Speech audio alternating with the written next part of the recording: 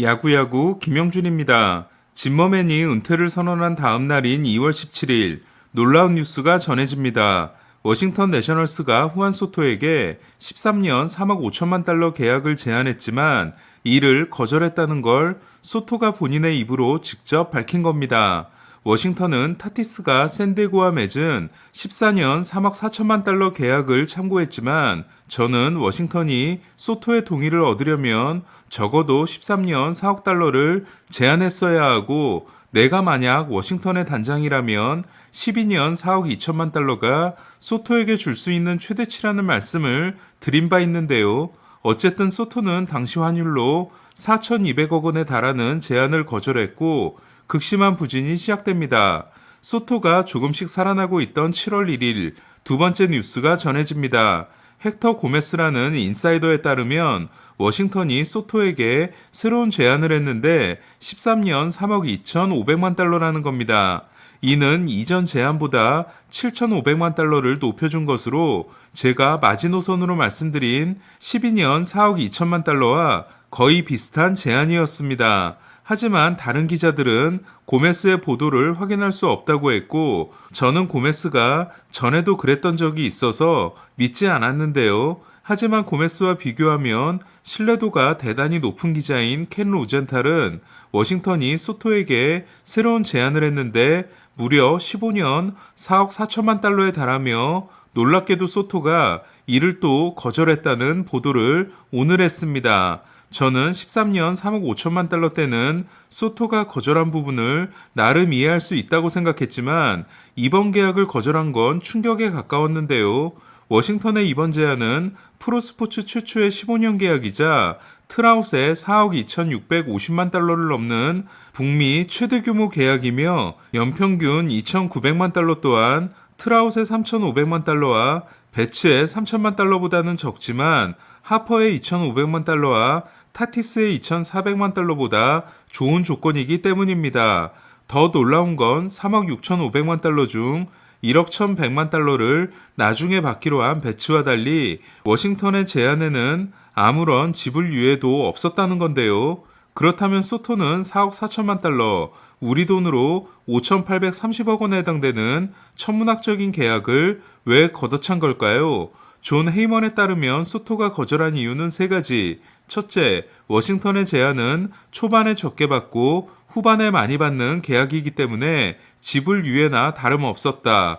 둘째, 평균 연봉 최고 기록이 4천만 달러를 돌파한 반면 38세 시즌이 마지막인 15년 계약이기 때문에 종신계약이나 다름없는 소토 입장에서는 연평균 2,900만 달러가 마음에 들지 않았다. 셋째, 무엇보다도 워싱턴의 구단주인 러너 가문이 현재 구단을 팔려고 하고 있기 때문에 워싱턴의 불투명한 미래를 걱정했다입니다. 세 번째 이유가 충분히 이해되는 부분은 워싱턴에 뼈를 묻기로 하고 이 계약을 받아들였는데 돈벌이에 급급한 구단주가 오게 되면 소토는 적극적인 투자가 이루어지지 않는 팀에서 볼모의 신세가 될 수 있기 때문입니다.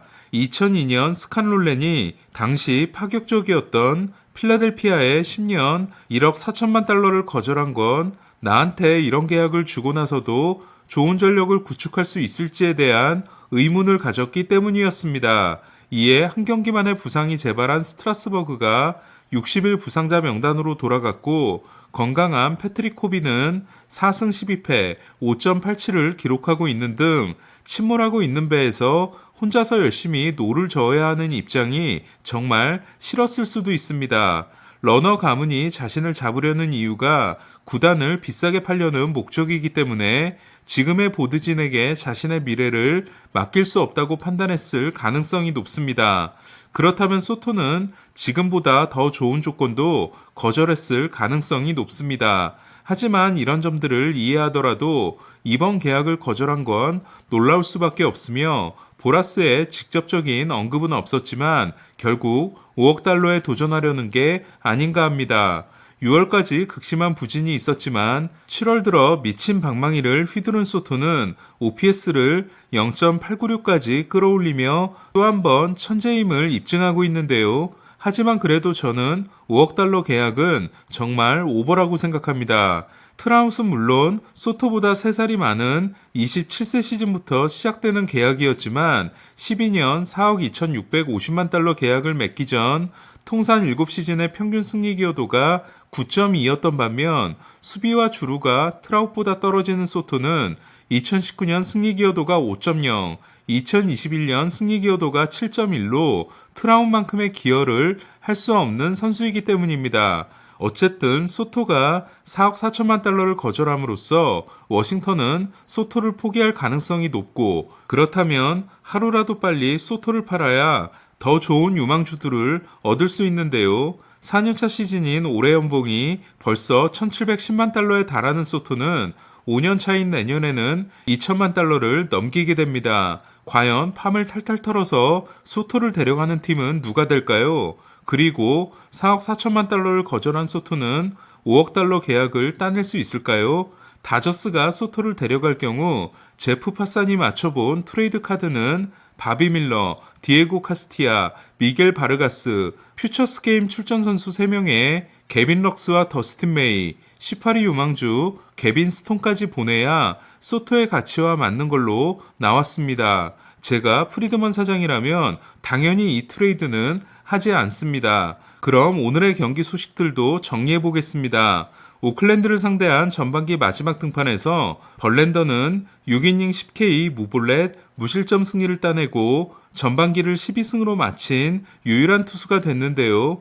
평균 자책점을 2.00에서 1.89로 낮춰 맥클라나한과 알칸타라에 이어 메이저리그 3위에 오른 벌랜더는 메이저리그 다승 1위를 하고 전반기를 마친 역대 최고령 투수가 됐으며, 부상으로 지난 시즌을 전혀 못 뛰고 다승 1위에 오른 최초의 투수가 됐습니다. 또한 12승과 승률 8할, 1점대 평균 자책점과 1할 때 피안타율, WHIP 0.90 미만, 탈삼진 볼넷 비율 5.00 이상으로 전반기를 마친 최초의 투수가 됐습니다. 만 39세 투수인 것도 놀라운데 토미존 수술로 지난 2년을 거르고 온 투수로는 정말 입이 다물어지지 않는 성적인데요.